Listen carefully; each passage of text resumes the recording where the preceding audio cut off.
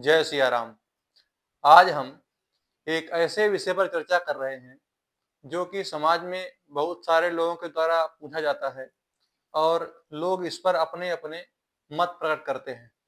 आज का विषय है कि क्या स्त्री और शूद्र को भी यज्ञोपवीत धारण करने का अधिकार है? क्या इनका भी यज्ञोपवीत उसी प्रकार होना चाहिए? यह विषय आज हम यहाँ पर प्रस्तुत करेंगे। देखिए, वर्तमान समाज की स्थिति ये है, आजकल लोग शास्त्र का आधार न लेकर के तर्क का आधार लेते हैं और तर्क के द्वारा प्रत्येक विषय को सिद्ध करना चाहते हैं। वस्तुतः जो तर्क है वह ऐसा होना चाहिए जो शास्त्र संगत हो, किंतु आज लोग शास्त्र को छोड़ दे रहे हैं। तो आज हम इसी विषय पर चर्चा करते हैं और हम इसमें यह जानेंगे कि स्त्री शूद्र को यज्ञोपवीत करने का अधिकार शास्त्र में है अथवा नहीं है। कई सारे लोगों के द्वारा कहा जाता है कि प्रत्येक व्यक्ति को ज्ञान प्राप्ति के लिए अधिकार है, प्रत्येक व्यक्ति को ज्ञान प्राप्त करना चाहिए। वेद इत्यादि अध्ययन में किसी को भी रोका नहीं जा सकता।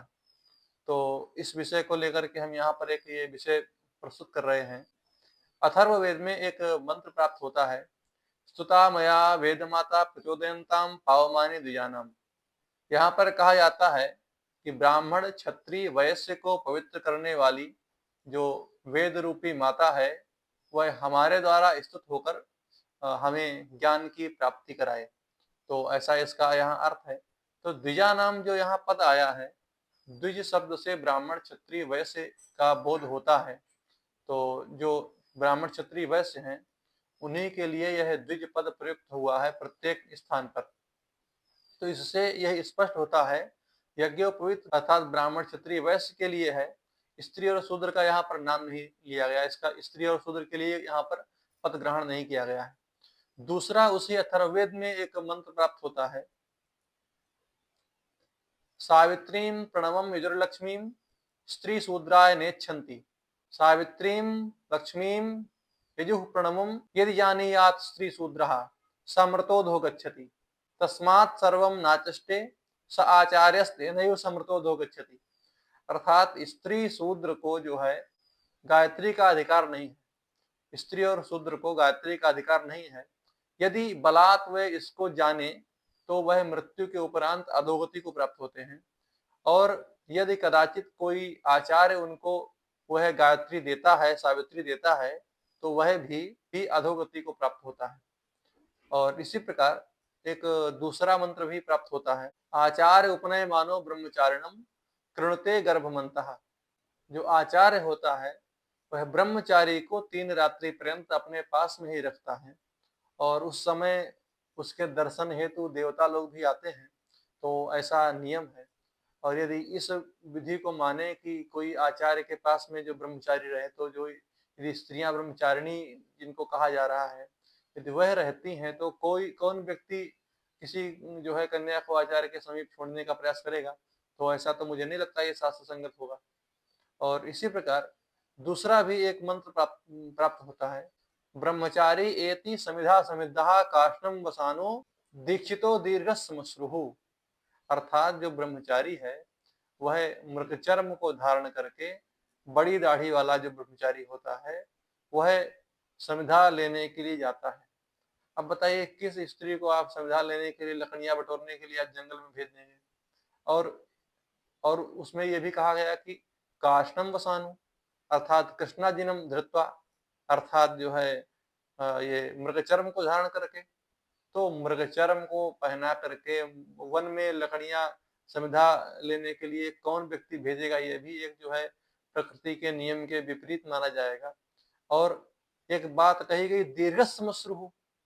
तो दीर्घश्मश्रु स्त्रियों की तो दाढ़ी होती नहीं, तो आप कैसे दाढ़ी ला देंगे?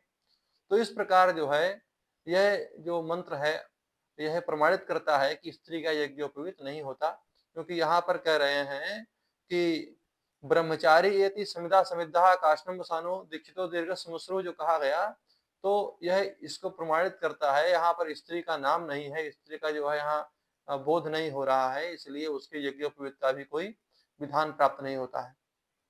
एक और मंत्र मनुस्मृति का एक वाक्य प्राप्त होता है, वैवाहिको विधिस्त्रीणाम संस्कारो वैदिक स्मृतः। पति सेवा गुरोवासो गृहार्थे अग्नि परिक्रिया। अर्थात स्त्रियों का जो यज्ञोपवीत संस्कार अन्य संस्कार होते हैं वे सभी आमंत्रक होते हैं। उनका विवाह समंत्रक समंत्रक होता है, मंत्र सहित होता है। तो उनकी जो विवाह की विधि है वही उनकी उनका मुख्य संस्कार है। और गुरु ग्रह में वास, उनके जो है ससुराल में रहना, पति सेवा करना, ये उनका जो है गुरु ग्रह वास है। और अग्नि, जो नित्य अग्न्याधान करते हैं ब्रह्मचारी लोग, तो वो जो भोजन पचाना, भोजन बनाना, रसोई इत्यादि का कार्य करना ही मानो उनके लिए जो है होम विधि है, नित्य होम की विधि वही मानी जाती है, जिससे अन्य सभी लोग संतुष्ट होते हैं, तृप्त होते हैं। तो यह उनके लिए जो कहा गया कि पति सेवा गुरोवासो गृहार्थे अग्नि परिक्रिया, तो घर में जो अन्य लोगों को तृप्त करना, यह जो है बहुत उत्तम सेवा मानी जाती है। तो इसलिए यहाँ पर यह मनुस्मृति का वाक्य भी एक प्रकार से ग्राह्य ही है। दूसरा एक मनुस्मृति का एक और वाक्य प्राप्त होता है, नैव कन्या नैवोतिर नाल्पो विद्यो न बालिशः होता स्यात् अग्निहोत्रस्य नारतो न संस्कृतस्तथा। अर्थात जो है कन्या, युवती, कम पढ़ा लिखा तथा संस्कारहीन, ऐसे लोगों को होता नहीं बनाया जाता। ऐसे लोगों का अग्नि, ऐसे लोग जो है आहुति नहीं देते हैं। तो क्योंकि इनके लिए नियम नहीं है, अन्य क्रियाएं जो हैं वही उनके लिए ग्राह्य होती हैं।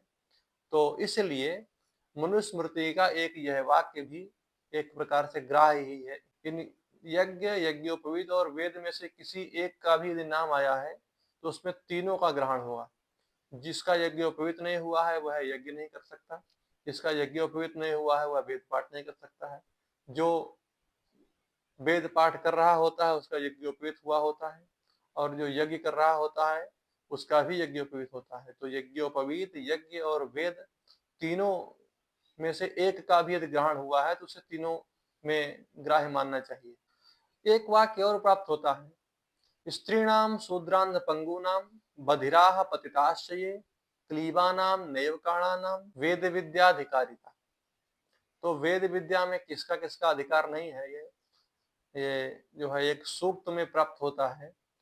तो बहरे हैं, अंधे हैं, लंगड़े हैं और नपुंसक हैं, स्त्री हैं, शूद्र हैं, पतित हैं, तो ऐसे जो है वेद विद्या में अधिकारी नहीं है, इनका वहां पर अधिकार नहीं होता है।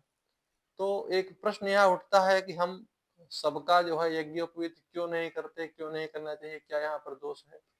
देखिए, उसके संस्कार के कुछ नियम होते हैं, कुछ कर्तव्य होते हैं, जो कि केवल हम इमोशनल तरीके से, भावना के तरीके पर यदि उसको भावनात्मक रूप से यदि उसका ग्रहण करेंगे तो कदाचित हम न्याय नहीं कर पाएंगे। तो ये शास्त्र के साथ में अन्याय होगा।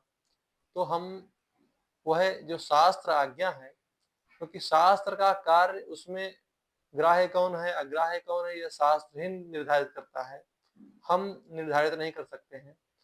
दयानंद सरस्वती ने बहुत ज्यादा इस स्त्रियों के और शूद्रों के यज्ञोपवीत पर बहुत वकालत की। जैसे कि हमारे यहाँ स्त्री और शूद्र के यज्ञोपवीत के लिए कहीं पर भी कोई विधान नहीं प्राप्त होता है। यदि हम अन्य शास्त्रों को देखते हैं तो एक वचन प्राप्त होता है कि अष्टमेध्य कुर्वीते ब्राह्मणोस्योपनयनम, ब्राह्मण का यज्ञोपवीत संस्कार अष्टम वर्ष में होना चाहिए, 8 वर्ष की अवस्था में ब्राह्मण का होना चाहिए। और एकादश की वर्ष की अवस्था में क्षत्रिय का यज्ञोपवीत होना चाहिए, 12 वर्ष की अवस्था में वैश्य का यज्ञोपवीत होना चाहिए। तो इतना ही प्राप्त होता है। शूद्र का किस अवस्था में यज्ञोपवीत करें, यह दयानंद ने भी कहीं पर अपनी संस्कार विधि में ऐसा कोई लेख नहीं लिखा। दूसरा एक समय की बात की, कब करना चाहिए, तो वसंते ब्राह्मणम, बसंत ऋतु में ब्राह्मण का यज्ञोपवीत होना चाहिए। ग्रीष्मे राजन्यम, ग्रीष्म ऋतु में राजा अर्थात क्षत्रिय का यज्ञोपवीत होना चाहिए। और शरद वैश्यम, तो वैश्य का यज्ञोपवीत जो है शरद ऋतु में होना चाहिए।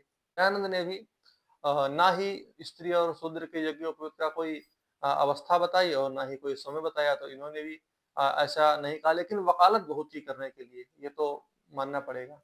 तो इस बात को जो है बहुत बल दिया कि स्त्री शूद्र का यज्ञोपवीत होना चाहिए, लेकिन कब करना चाहिए, किस अवस्था में करना चाहिए, ये नहीं बता पाए। न वै देवाः संवदन्ते ब्राह्मणे नैव राजन्येन वा वैश्येन वा ते ही यज्ञीयाः। एक वचन प्राप्त होता है कि देवता जो है सभी से आहुति नहीं ग्रहण करते, वे ब्राह्मण से अथवा क्षत्रिय से अथवा वैश्य से ही यज्ञ की आहुतियां प्राप्त करते हैं। सभी से देवता यज्ञ में आहुति ही प्राप्त नहीं करते। तो फिर जब वे देवता ही नहीं ले रहे हैं तो फिर आहुति देने की आवश्यकता क्या, फिर वेद पढ़ने की आवश्यकता क्या, जब देवता ग्रहण ही नहीं कर रहे हैं। तो इस प्रकार से, क्योंकि जो वर्ण व्यवस्था है वह जन्मना होती है, और बलात् यदि उसको कर्मणा करना चाहें तो यह संभव नहीं। यदि किसी में केवल कार्य की करने की योग्यता हो तो इतने आधार पर उसको जो है उस कार्य में नियुक्त नहीं कर देना चाहिए। जैसे कोई वृद्ध व्यक्ति है और 50 किलो का 60 किलो का कोई बोझ है, माना कि वह वृद्ध है तब भी उठा सकता है, तो इसका मतलब ये नहीं है कि आप उस पर वो बोझ रख दें। उसकी अवस्था भी आपको देखनी चाहिए। हाँ, वो उसमें उठाने की सामर्थ्य है तो एक ये अच्छी बात है, वो उठा सकता है, लेकिन उसकी अवस्था को देखते हुए वह 60 किलो का 50 किलो का बोझ हमें उसके सर पर नहीं ला देना चाहिए। तो उसी प्रकार से किसी में जो है स्त्रियों में ये करने की योग्यता है, वे कर सकती हैं, वे समर्थ हैं, इतने मात्र से जो है वह उसके लिए अर्ह नहीं हो जाती, वे योग्य नहीं हो जाती।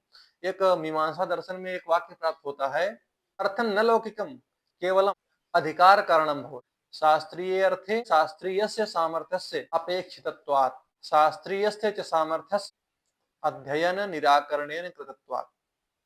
इसका सीधा सा एक अर्थ है, उसमें ऐसा करने का सामर्थ्य है, इतने मात्र से उसको वह कार्य करने की अनुमति नहीं दी जा सकती, क्योंकि शास्त्रीय विषय में शास्त्रीय शक्ति की भी आवश्यकता होती है। और स्त्रियों के विषय में तो उनका जब यज्ञोपवीत ही नहीं हुआ तो उनके वेदाध्ययन इत्यादि का अधिकार ही नहीं रहा, फिर उनका यज्ञादि में अधिकार कैसा। तो यज्ञ इत्यादि की जहाँ पर विषय वहां पर आती है तो वहां पर बिना पत्नी के यज्ञ संभव नहीं होता है, पत्नी का साथ में होना आवश्यक होता है। विवाहित पुरुष ही वहां पर मुख्य यजमान बनता है, तो ये उसकी विधियां होती हैं। किंतु इसका अर्थ ये नहीं कि वहां पर स्त्री आहुतियां दे। जब बिना विवाह का पुरुष यज्ञ में अधिकृत नहीं है तो फिर स्त्री अधिकृत कैसे हो जाएगी, उसके भी नियम होते हैं। ऋग्वेद का एक मंत्र प्राप्त होता, अयम स होता यो ही द्विजन्मा, अर्थात होता वही हो सकता है जो द्विज हो। तो द्विज के लिए ही वेद यज्ञ और यज्ञोपवीत का विधान होता है। तस्मात् शूद्रो यज्ञ न क्लिप्ताः, इसलिए जो है शूद्रों को यज्ञ में ग्रहण नहीं किया गया, शूद्र यज्ञ में ग्राह्य नहीं है। और एक बात मैं और कहूँ, जिसने इतनी सारी वकालत कर डाली यज्ञोपवीत के लिए, स्त्रियों का यज्ञोपवीत होना चाहिए इस संबंध में जिसने वकालत की, वो दयानंद, उनका लिए संस्कार विधि उठाकर देखते हैं। तो संस्कार विधि में वह एक वाक्य कहते हैं, अपि भवान वृषलम याजयेत अहो अन्यायम एतत्, कथम नाम तत्र भवान वृषलम याजयेत, यच्च यत्र वा तत्र भवान वृषलम याजयेत गर्हामहे अन्यायम एतत्। तो ये जो है दयानंद लकारार्थ प्रक्रिया में कह रहे हैं कि अपि भवान वृषलम याजयेत। और संस्कार विधि में एक बात और कहते हैं कि ब्राह्मण क्षत्रिय अथवा वैश्य के घर से अग्नि को ला करके उसमें जो है वहां पर हवन करना चाहिए। तो कहीं ना कहीं पीछे से धीरे से चुपचाप रूप से ये भी उसको मान रहे हैं, किंतु सामने से जो चिल्ला रहे हैं वो कुछ और ही हल्ला मचा रहे हैं। अब हम प्रमाणाभास पर बात करेंगे, जो कि प्रमाण न होकर केवल आभास जैसा होता है, जो कि दयानंदियों ने जो है उसको गढ़ा है अपने मन के अनुसार। तो पूर्व में हमने जो प्रमाण दिए वो तो सारी बातें हमने कही थी, और कदाचित जो समझने वाले हैं वह इतने प्रमाण मात्र से समझ जाएंगे। और तर्क की बात करते हैं तो यज्ञोपवीत जिनका होता है उनको ब्रह्मचर्य आश्रम में रहना पड़ता है, और महिलाओं के लिए जो कि संभव नहीं है, क्योंकि प्रकृति ही उनको जो है ब्रह्मचर्य धारण करने से रोकती है। शूद्रों के लिए भी वह संभव नहीं कदाचित। तो अब हम प्रमाणाभास पर चर्चा कर रहे हैं। एक मंत्र कहा जाता है, यथेमाम वाचम कल्याणी मावदान जनेभ्यः ब्रह्मराजन्याभ्याम शूद्राय चार्याय चारणाय च। ये जो है आधा अधूरा मंत्र है, और इसके यदि हम अर्थ को देखते हैं तो यहाँ पर दयानंद ने इसका अर्थ लिखा है कि हे मनुष्यों, जैसे मैं ईश्वर ब्राह्मण क्षत्रिय वैश्य शूद्र तथा अपने स्त्री सेवकादि और उत्तम लक्षण युक्त अंत्यादि के लिए भी संसार में प्रकट हुई 4 वेद रूपी वाणी का उपदेश करता हूँ, वैसे आप लोग भी अच्छे प्रकार का उपदेश करें। तो देखिए, यह जो है दयानंद का जो है अपना मत है, और इसके अर्थ को देख करके लगता है या फिर इनका दिमाग खराब हो गया था, या फिर ये जो है चाटुकारिता के कारण जो है ऐसा अर्थ लिख कर चले गए। यहाँ पर हे मनुष्यों, जैसे मैं ईश्वर, कोई दयानंदी मुझे बताएगा कि कौन से पद से यह जो है स्पष्ट होता है कि हे मनुष्यों जो है यहाँ पर कौन सा ऐसा पद है जिसका अर्थ हे मनुष्य होता है। और एक बात और कह रहे हैं इस संसार में प्रकट हुई वेद रूपी वाणी को, और वैसे आप लोग भी इसका जो है अच्छे प्रकार से उपदेश करें। किस पद से यह अर्थ निकल रहा है, क्या ये दयानंदी लोग बताएंगे इस बात को कि कौन से जो पद आए हैं इस मंत्र में, जिन पदों से जो है यह अर्थ स्पष्ट होता है। तो ये जो है मनगढ़ंत कपोल कल्पित अर्थ है, और इसका जो है वेद से कोई भी संबंध नहीं है। यह मंत्र जो है आधा अधूरा है, 26वें अध्याय का दूसरा मंत्र है। पूरा मंत्र इस प्रकार है, यथेमाम वाचन कल्याणी माओदानी जनेभ्यः ब्रह्मराजन्याभ्याम शूद्राय चार्याय च स्वाय चारणाय च प्रियो देवानां दक्षिणायै दातुरिह भूयासम्म अयम में कामः समृद्धिनाम उपमा अदो नमतु। यजुर्वेद का 26वें अध्याय का यह दूसरा मंत्र है। और दयानंद ने जो इसका अर्थ किया है कि हे मनुष्यों, जैसे मैं जो है ब्राह्मण क्षत्रिय वैश्य के लिए वेद रूपी वाणी, और वैसे तुम भी उपदेश करो, जो इनकी जो पद है यह जो है बिल्कुल निरर्थक पद है, और इसका जो है मंत्र में कहीं पर भी ऐसा अर्थ प्राप्त नहीं होता है जैसा इन्होंने अपने भाष्य में लिख दिया। तो निश्चित रूप से यह चाटुकारिता है। अब हम इस मंत्र का जो है अर्थ कैसे समझेंगे। प्रत्येक मंत्र में ऋषि होता है और देवता होता है, और यदि इसके हम देवता ऋषि की बात करते हैं तो इसके देवता और ऋषि का निर्णय करते हुए स्वयं जो है दयानंद ने एक इसमें देवता ऋषि की बात कही है। तो कहते हैं कि यथेमाम इत्यस्य लौगाक्षी ऋषि ईश्वरो देवता। तो अर्थात स्वामी दयानंद यहाँ पर स्वीकार करते हैं कि इसके जो लौगाक्षी ऋषि हैं और ईश्वर देवता है। तो ऋषि जो है कहता है, देवता से ऋषि प्रार्थना करता है।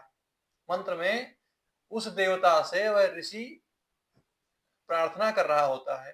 तो यहाँ पर सीधी सी बात है, यहाँ लौगाक्षी ऋषि को कहना चाहिए और ईश्वर देवता को सुनना चाहिए, लेकिन यहाँ तो दयानंद जी ने ईश्वर देवता को बुलवा दिया और लौगाक्षी ऋषि प्रार्थना कर रहे हैं। अब माने कि दयानंद सरस्वती के अनुसार जो है लौगाक्षी ऋषि से भगवान ये प्रार्थना कर रहे हैं, या उच्यते सदेवता यत्काम ऋषिर्यस्याम देवतायामार्थ पत्यमिच्छन् श्रुतिम प्रयुंक्ते तद्देवतः समंत्रो भवति। शब्दों में वर्णन करने वाला ऋषि और जिसका वर्णन हो वह देवता। सीधी सी बात ये जो है निरुक्त वचन के अनुसार हमें समझ में आती है। यहाँ पर जो ऋषि है वह वक्ता है और जो सुनने वाला है वह देवता है, लेकिन यहाँ तो कुछ उल्टा ही चल रहा है। तो फिर यहाँ पर ऋषि से क्यों जो है ऐसा देवता बोल रहा है कि हे मनुष्यों, जैसे मैं ईश्वर, इत्यादि इत्यादि जो बातें हैं वो ऐसा क्यों बोलेगा। और यदि कहीं ऐसा है तो ऐसा करने से जो ईश्वर है वो तो ऋषि बन गया, ईश्वर इस मंत्र का ऋषि हो जाएगा और लौगाक्षी इस मंत्र का देवता हो जाएगा। लेकिन और यही जो है भाष्य में दयानंद के अनुसार जो लौगाक्षी है वो ऋषि है और ईश्वर देवता जो है ईश्वर देवता है। तो ये तो यहाँ उल्टा दिख रहा है। तो अर्थात ऋषि को बोलना चाहिए न कि देवता को। तो यहाँ देवता क्यों बोल रहा है। और फिर जो है एक आगे पद आता है, प्रियो देवानाम भूया सम्मा, देवताओं का प्यारा बनूं, माम अद उपनमतु, वह फल मुझे प्राप्त हो। तो इसका अर्थ यह हुआ कि एक प्रकार से जो देवता है वो भी कुछ कामनाओं की इच्छा रखता है, वो सकाम हो गया आपका। तो ईश्वर जो है निष्काम था, जो है निराकार था, और निराकार ईश्वर की जो है यहाँ पुत्र भी हो गए, पत्नियां भी हो गए, उसका परिवार भी हो गया, उसका सब सगे संबंधी स्वजन भी हो गए। ये सब कैसे निराकार का जो है कैसे संभव हुआ। अब जो है इस बात का स्पष्टीकरण एक बात और हम कर सकते हैं। 26वें अध्याय का, जैसा कि ये हमने पहले बताया कि ये दूसरा मंत्र है, हम तीसरा मंत्र देखते हैं तो वहां पर एक मंत्र और प्राप्त होता है, बृहस्पते अतिजदर्जो अरहा द्विमद्विभाति कृतमज्जनेखु यदि दयच्छवस ऋत प्रजात तस्मासु द्रविणम धेहि चित्रम। यह मंत्र जो है 26वें अध्याय का तीसरा मंत्र है। इसमें भी दयानंद जी ने लोगाक्षी ऋषि को ही यहाँ पर ऋषि माना है और ईश्वर को देवता माना है, दोनों को यहाँ पर समान माना है। तो सीधी सी बात है, दोनों मंत्रों में समान समान वक्ता होना चाहिए। जब दोनों मंत्रों के ऋषि समान है, देवता समान है, तो यहाँ पर वक्ता कैसे असमान हो जाता है? सीधी सी बात है, वेद का जो है एक अर्थ समझने की प्रक्रिया होती है। जो ऋषि होता है वह वक्ता होता है, और जो जिसकी स्तुति हो रही होती है, जिससे कहा जा रहा होता है, वह श्रोता होता है, वह देवता होता है। तो देवता से ऋषि प्रार्थना कर रहा होता है। तो पूर्व में माना कि ईश्वर से बुलवा दिया, अब इसमें भी ईश्वर से बुलवाना चाहिए था। अब यहाँ पर ईश्वर से नहीं बुलवा रहा है, यहाँ पर ऋषि बोल रहा है, ऋषि प्रार्थना कर रहा है कि ईश्वर से, हे बृहस्पति आप मुझे धन दे। अब यहीं पर अगर यदि कहीं ईश्वर प्रार्थना कर रहा होता ऋषि से कि हे जो है ऋषि आप मुझे धन दीजिए, तो ये जो है कैसा विसंगति होती। तो इसलिए यहाँ पर जो है सरासर इसका जो है उल्टा सीधा अपना मनगढ़ंत अर्थ लगा करके पूरे समाज को जो है बरगलाने का कार्य किया है दयानंद सरस्वती ने। कहीं पर भी स्त्री शूद्रादि के उपनयन का, वेदारंभ का कहीं पर भी उनका ऐसा कोई विधान प्राप्त नहीं होता है। उनको अध्ययन करना चाहिए अन्य शास्त्रों का, वेद को छोड़ करके अन्य शास्त्रों का उनको अध्ययन करने में कोई रोक नहीं है, किंतु वेदाध्ययन का जो है उनके लिए निषेध है। तो वैसे ही यज्ञोपवीत में भी निषेध है। तो उसकी कुछ विधियां हैं, सामान्य जो बातें हैं उनको हमने आपसे कही हैं। और यदि हम तर्क के आधार पर भी इस बात को रखना चाहते हैं तो सबसे पहली बात यही है कि जो रेतस होता है, जो ऊर्ध्व रेता ब्रह्मचारी जैसे कहा जाता है, तो उनका जो तेज है ऊपर की ओर होना चाहिए। और जैसा कि स्त्रियों के संबंध में एक बात स्पष्ट है कि 12 वर्ष 13 वर्ष की उम्र से ही जो रजस्राव इत्यादि की बातें होती हैं, इसके कारण उनका ब्रह्मचर्य ही स्थिर नहीं रह सकता। तो फिर यज्ञोपवीत की अवस्था जो है कैसे उनका जो है शुद्धिकरण रहेगा, तो उसके लिए शुद्धता चाहिए होती है। और प्राकृतिक रूप से भी उनके लिए वह अनुपयुक्त ही है, इसलिए उनके लिए कोई विधान नहीं किया गया है। जो शूद्रादि हैं, अंत्यज इत्यादि हैं, त्याज्य इत्यादि हैं, इनके लिए भी किसी भी प्रकार का ऐसा जो है नियम प्राप्त नहीं होता है यज्ञोपवीत इत्यादि का। और दयानंदियों को तो मैं बहुत बार चैलेंज भी कर चुका हूँ कि इनको जो है वार्ता करनी चाहिए, इनको प्रमाण दिखाने चाहिए कहीं पर ऐसा कुछ लिखा होता है तो। ब्रह्मवादिनी ब्रह्मचारिणी अपन जो बोलते रहते हैं, ये केवल मनगढ़ंत है।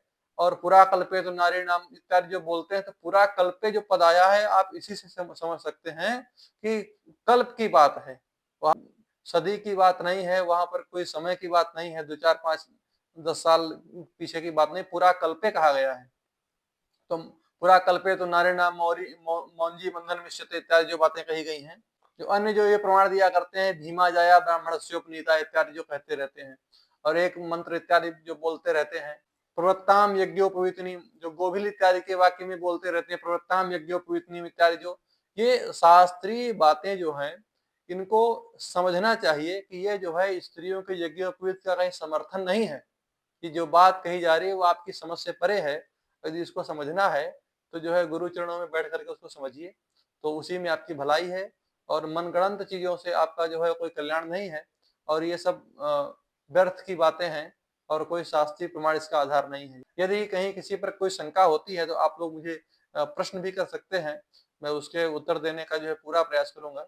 और आपका यदि कोई सुझाव है तो आप मुझे वो भी बता सकते हैं, किंतु शास्त्र में इसकी कोई आज्ञा नहीं है। जय श्री राम, हर हर महादेव।